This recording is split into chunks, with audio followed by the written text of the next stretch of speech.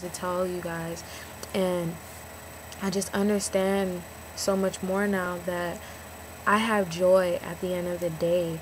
And it's like I've been searching for happiness and I've been cheating on God emotionally, physically. Like I've just been cheating on God so much with so many different things and so many different people. And it's crazy. And it's like, wow, I can be a cheater. And I, with this fast, it just was more of a, it was more of a teaching experience for God and a learning experience for me, where he just brought me through so many different things. It wasn't for something specific, but out of it I realized that I can have self-control. I have the ability to have self-control. I didn't really fast from food except for on certain weekends or whatever. The first weekend I did a Daniel fast where I was only eating fruits, nuts, and vegetables. And the second weekend I fasted from my phone. No, the first weekend I fasted from my phone. The second weekend I did the Daniel fast. The third weekend I fasted from complaining. I know it was really hard and it was almost a fail, pretty much. I complain a lot. But I realized through this fast that I can really demonstrate self-control if I only continue to rely on God to be like the driver of my life, the driver of my life. And I realized that though my faith may be tested, at the end I have God, and he is my joy and he's my everything. And it's like I thought I was going to learn a lot more, and I thought a lot more would come out of the fast, but I realized that this is a great deal for me, and it was a big thing to learn that I have joy, especially in the Lord, and that I don't have to cheat on God to look for happiness. He can fulfill all of my desires. With this experience, I also realized that I have so many different struggles, and I realized, like, I had so many different struggles I didn't even think that I had, and I was just like, oh my gosh, things started coming up. And the funniest thing about this whole fasting experience is that I felt like my anger was heightened. Like I was more angry, like ready to snap, ready to curse someone out, like cursing people out in my head. My anger was extreme, and it just taught me like I need to work better on my anger and on my patience. And so that's something that I'm praying about now. I don't know if I really did it justice, but if you have any other questions about my spirituality or my experience with fasting or about my testimony or anything, I would pray that you ask, and I hope that it blessed you.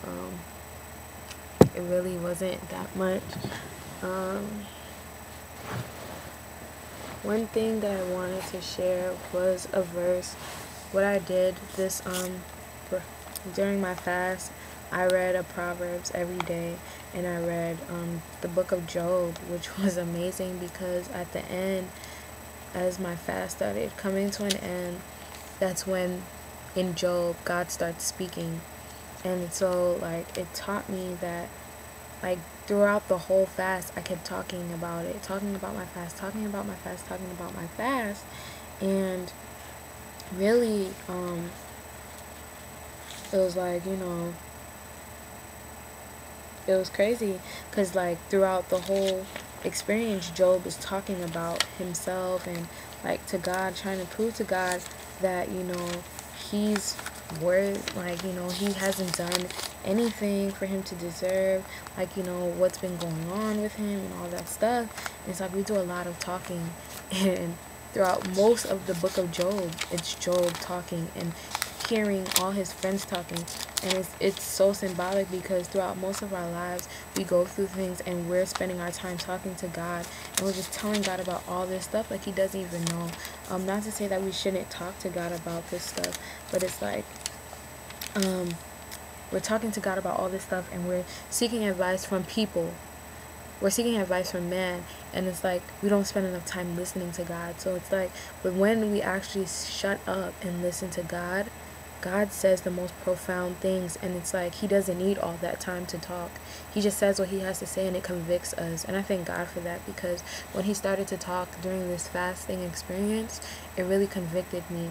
And one of the things that he said that really convicted me was in Matthew 6 verse 16 through 18. It says, "Moreover, when you fast, do not be like hypocrites with a sad countenance, for they disfigure their faces, that they may appear to men to be fasting. Assuredly, I say to you, they have their reward." I want to read that part again. It says, "For they disfigure their faces, that they may appear to man to be fasting. Assuredly, I say to you, they have their reward.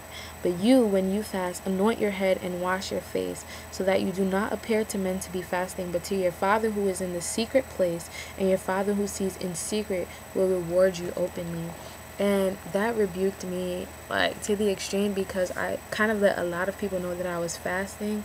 It was kind of difficult for me not to, because I fasted from Facebook, and I fasted from meat and certain cosmetics and stuff. And so it was like a lot of people were like, "Hey, I was looking for you on Facebook, but you're not on Facebook." Or people were like, "Oh, go on Facebook." And I'm like, "I'm not on Facebook." Why not? Like, I'm fasting.